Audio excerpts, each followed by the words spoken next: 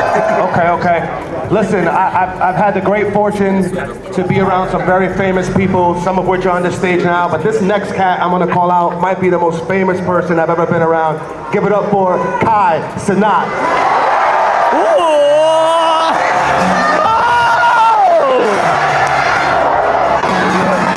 Oh shit, I have a big impact on the world, on people. Well, when we were kids, obviously, I had 3 older sisters that were probably my biggest sporting inspirations, and they were all great athletes, but I saw what they did for our family.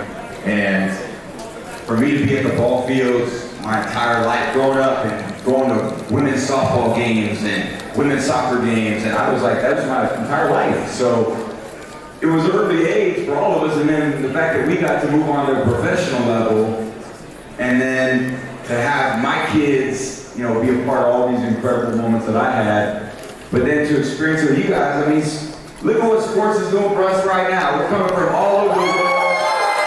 You guys are fans of lots of different teams, but we're all in this room together to share like a really unique moment. This is a unique moment in my life. You don't see many of these rooms full of people with this much excitement. So it's an amazing impact, not personally from the inside out, but also from the outside in. And I think the important part is for us always to, hold sports in a high standard, and always, as athletes, I always felt it was a responsibility to show up every day and give you guys everything I had. And I know Lebron does that. I'm sure Victor's doing that, because you guys are the reasons why we show up every day and play our ass off.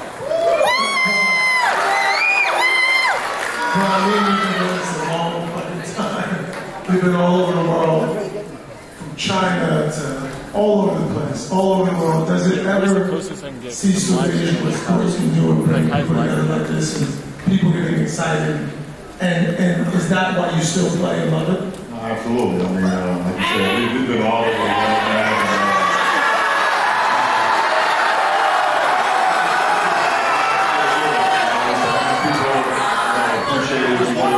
I fell in love with the game because what it did to me and my friends, and what it brought us together. It kept us out of the street, it kept us away from home. So to be able to take games along and continue to inspire you guys and continue to inspire people all over the world, it's the most ultimate thing I could ever do, and I'm always forever and always forever grateful. Okay, wait guys, we all want to know this answer. I don't even, people ask me this question all the time, and I say, I don't know. How much longer, bro?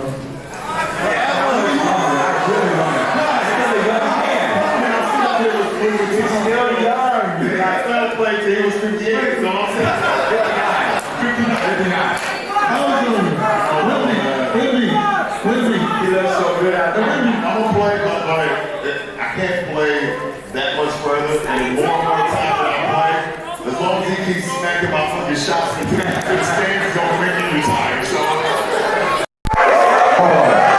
You gotta make those records truly unbreakable. You gotta keep going, because he's worked so hard to get to this point. Now just take it out of reach. And the rest of us, I can't even do that. And for you, obviously sports has brought you to a whole other country. Obviously you played around the world. I remember you guys speaking dollars. I thought you were going to win that game. You guys really that was scary watching that game. Unbelievable, one of the best games I've seen. But what is it for you? What does it feel like for you to be in a whole other country playing a sport that you love, living in the city, traveling around America? What does that feel like? Are you loving it? And is it what you expected? Yeah, it's what I expected more. Coming from Europe, basketball first knows leagues here, and it's the best country here to be an athlete by far. Obviously,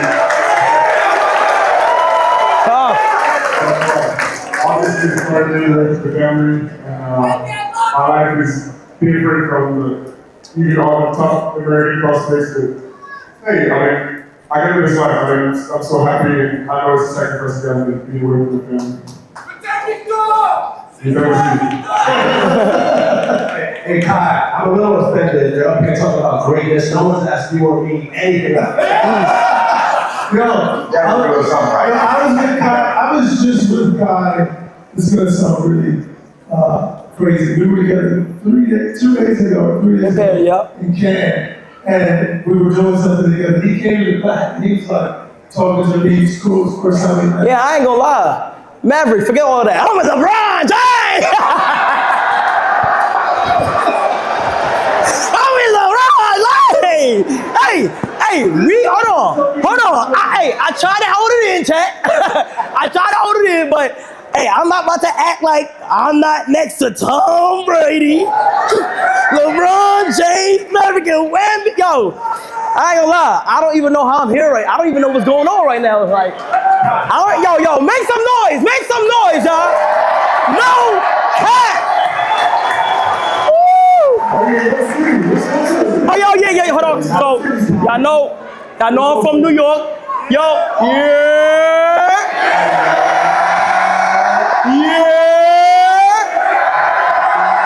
The best city in the world, you are.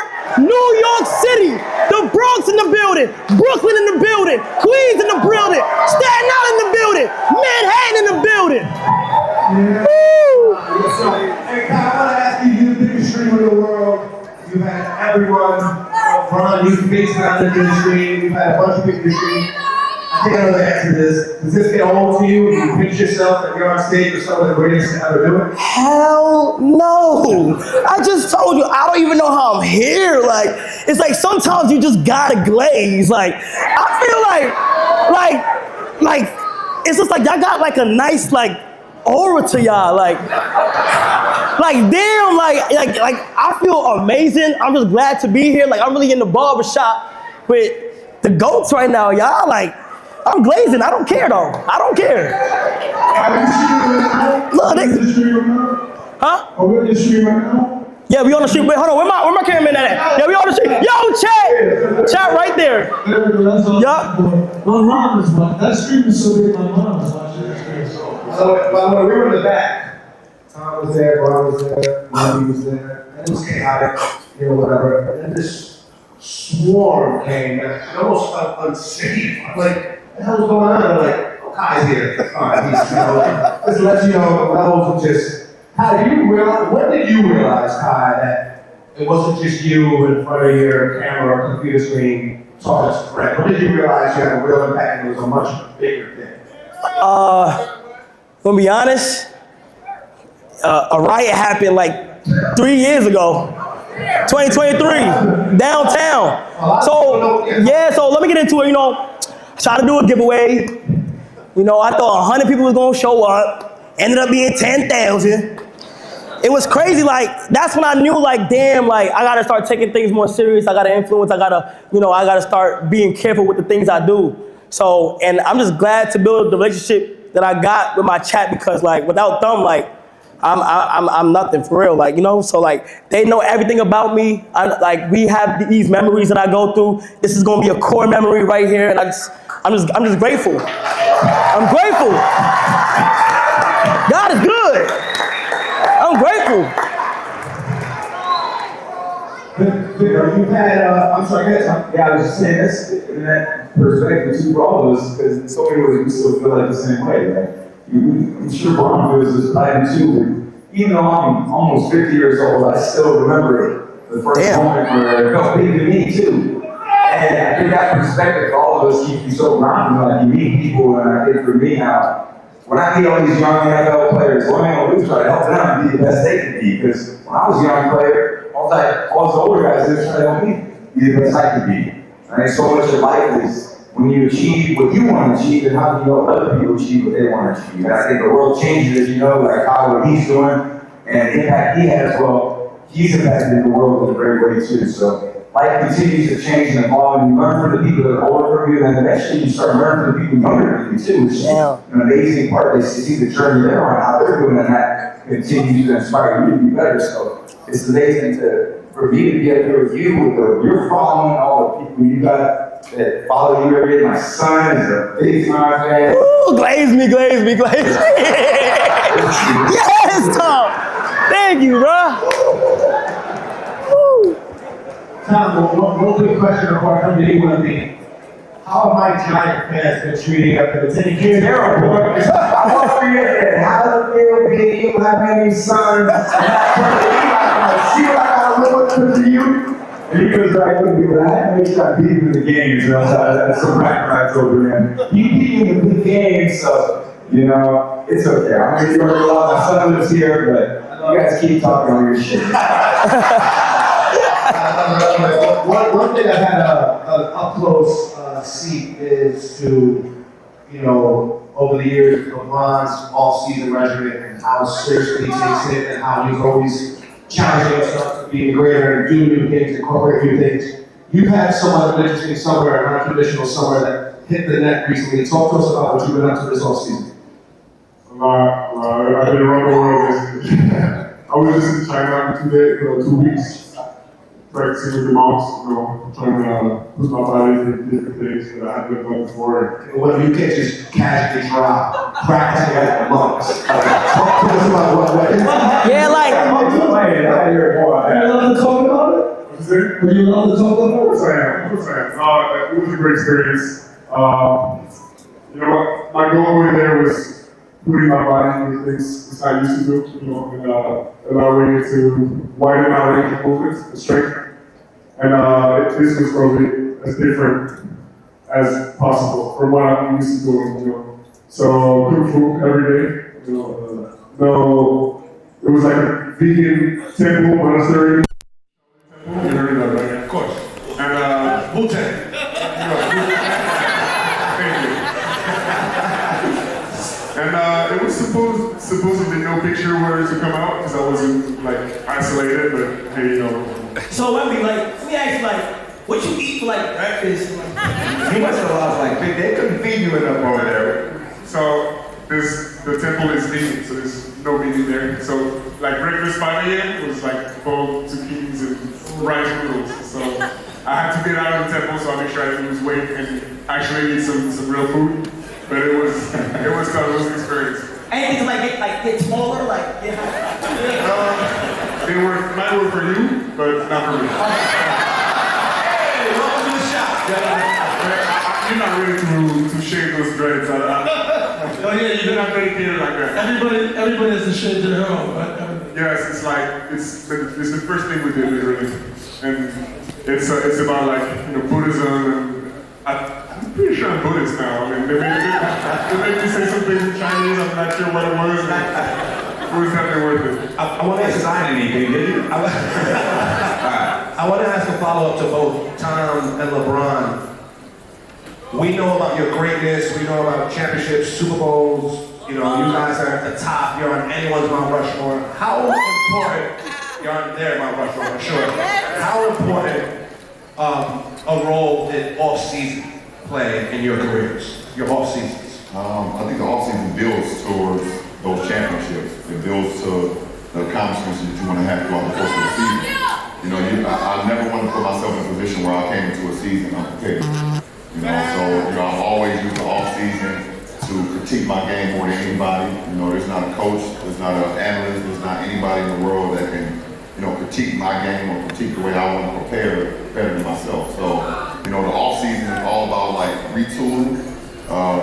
Being uncomfortable, like Remy was just talking about, that was the most uncomfortable state you've ever been in, and that's good, that's great for you, being comfortable, being uncomfortable. So, the off season when I've won the 4 championships and I've had, memorable seasons, whatever the case may be, and even when I've lost in championships, that doesn't mean that I wasn't prepared. I was always prepared, and I think it's something off season. Let me know what you think, but off-season for me is when you separate from the others, when all the work is unnoticed, and it's your chance to do things others don't put in. Exactly. Yeah, I think when you're during the season, obviously you're around your guys. You guys are building towards one common goal, and that's to ultimately host the Lombardi Trophy or the Larry O'Brien Trophy. That is the goal. But the off seasons where you get an opportunity to actually do more, like looking at yourself in the mirror and seeing ways that you can be better. Your teammates ain't with you that much in the off season. You will be with them at some points throughout the off season, and you guys running around and working on timing, or you guys getting in the gym, you guys are working on things. But most of the time, obviously it's been with family, but also for yourself. Like you have to design yourself to how I am going to be great, to put yourself in the most simulated moments possible. So when those moments come during the season, postseason, games, there's big games, 3 and 4 nights. These guys play on a Sunday and then have to play again on a Thursday. you know, that type of shit that you have to be able to prepare yourself in the off season for those moments. Yeah, so I think it's so interesting for for a long time. I ended up playing 23 seasons, but when I was in college too, like I was different than LeBron. I think LeBron in a lot of ways had a lot tougher path, you know, for me because there was always such high expectations for you all the time. You know, since high school and I always admired that he held himself to such a high standard because the standard was already so high. There was a lot of times in my career people didn't expect much of me. So I had to kind of fight a different way. And what I realized for me was I had that off season for me, I made it almost feel like it was, when I was at Michigan, for example, I'm in the off season, I made it feel like I was playing Ohio State. I really did. I had to train that way. And then when I got to the pros, like in the off season, I would go through workouts with my receivers. And we made sure the ball didn't hit the ground. So if I was throwing passes to Randy or Julian or Wes or Gronk or whoever it was, if the ball hit the ground, we had a problem. And there was almost a level of intensity because the only way to deal with the stress in the moment, I can imagine being at the free throw line, make 2 free throws to win the game or send it to overtime. For a quarterback, it's always like that 2-minute drill.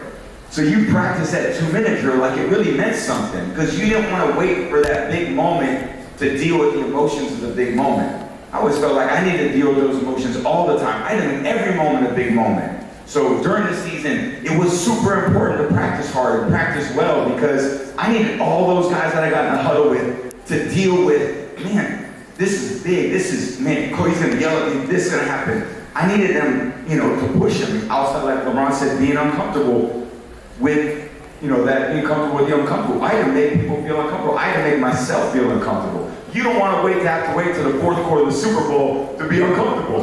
That's the moment you need to be comfortable.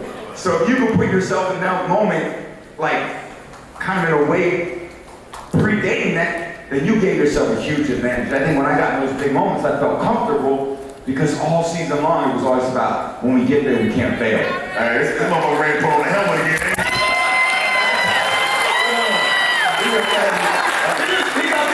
I'm ready to go on the huddle. I'm ready to do the huddle with time right now. If you start playing, I'll come out of time.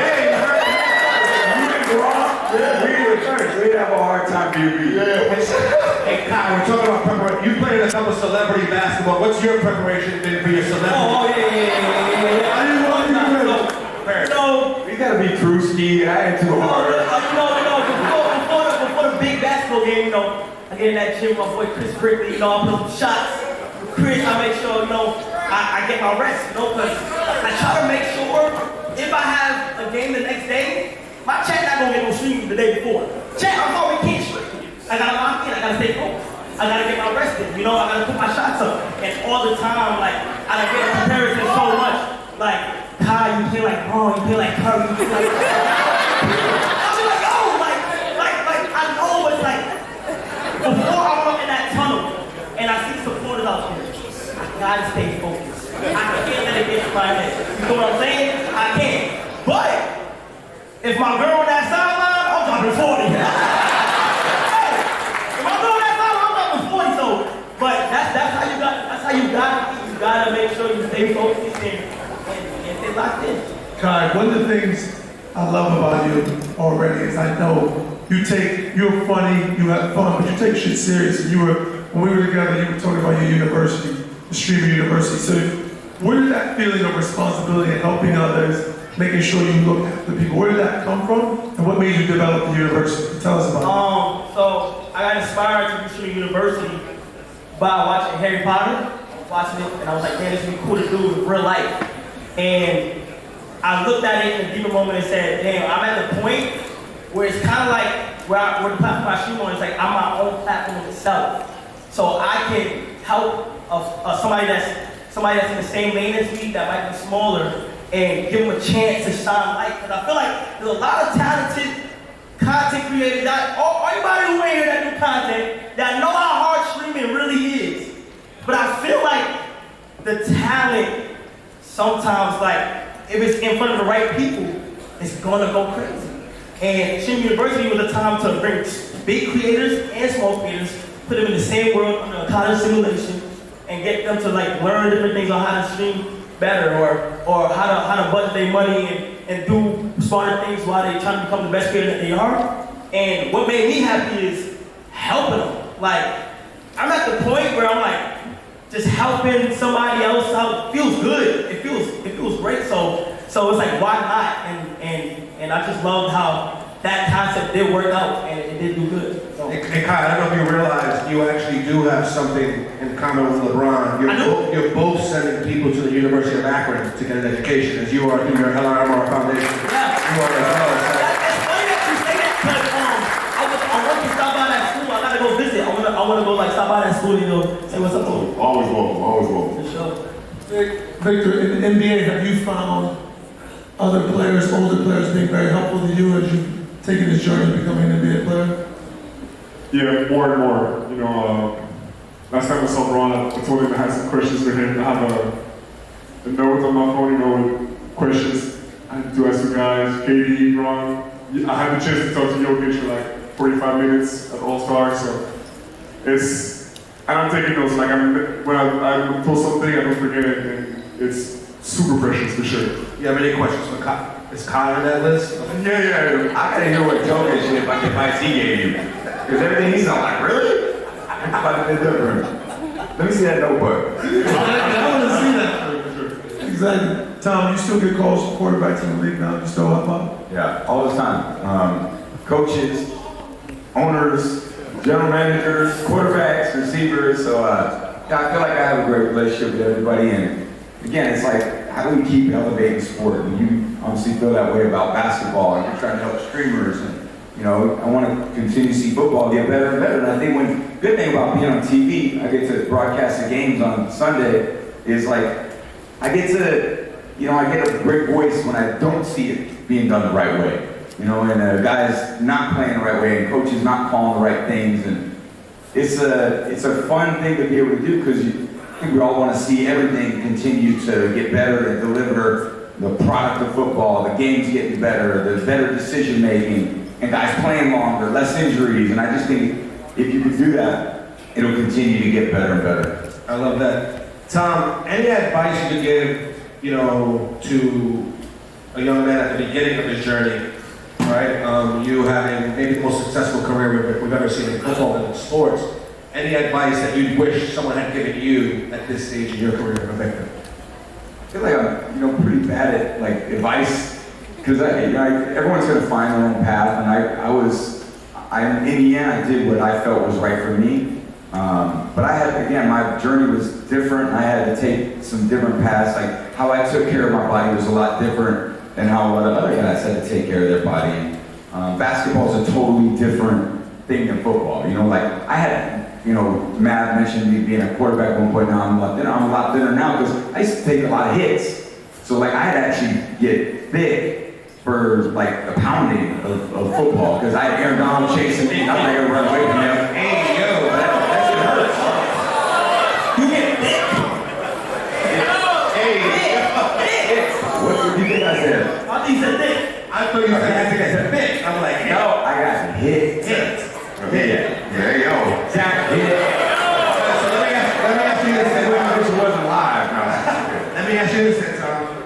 I'm going to make an example up. Any advice for someone that maybe is contemplating retirement, that's playing, let's say, I don't know, like 22 seasons in the sport, hypothetical, any advice for someone that may be in that space? No, I could imagine, because, look, I went through in many ways what he's gone through, and I think the challenge probably is less physical for him than it is probably mental and emotional. And he's got a lot of other things tearing at him, and there's business things with his children, and now that Bronny's playing, and Bryce is getting older, and he wants to be there for his family, and there's a lot of family demands. And I think the challenge about getting older as an athlete is like, for all of us, not everyone here is working, and your work is really important, but so are other parts of your life too. And then you have to make a choice as an athlete, because you don't get to determine when the games are when you're a player. You got to show up and play when they tell you to play. So you miss weddings, you miss birthdays, you miss Christmases, you miss Thanksgivings, and there gets a point where you're like, okay, I just don't want to give that up anymore. To have a little bit more flexibility in your life, and I think that's what weighs on you a little bit. But there's nobody in my mind that's navigated it as good as what LeBron has. What he's done in basketball, in this age, with all the pressure and intensity that's been on him in Olympics and, you know, the different teams that he's been on, and he's always done things the right way. He's always risen above all the noise and the BS and continued to deliver. So you're witnessing the greatest ever, and I hope you guys all appreciate that. You know what? Like, you know what? I'ma just say it. Bro, you can't retire the game. You can't retire. I can't imagine, like, from my perspective, like, I'm 23, bro.